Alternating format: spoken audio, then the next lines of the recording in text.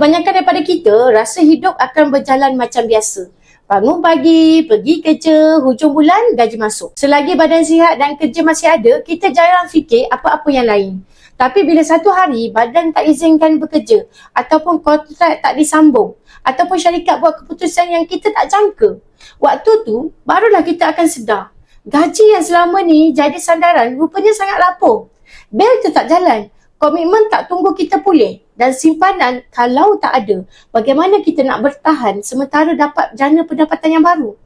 Sebab itu, di waktu kita masih sihat ni, mampu bekerja, ada pendapatan, berpada-pada dengan hutang dan tingkatkan simpanan. Prinsip asas menyimpan adalah paksa dan lupa. Untuk ada simpanan yang kukuh dan bertahan lama, anda boleh simpan dalam bentuk emas sebagai forgotten saving. Bila berlaku sesuatu yang tak dijangka, emas boleh dicairkan dengan kadar segera tanpa perlu meminjam ataupun menyusahkan sesiapa. Bagi yang nak saya bantu untuk mulakan simpanan emas di Public Gold, anda boleh DM saya dan saya akan bimbing anda sebaiknya.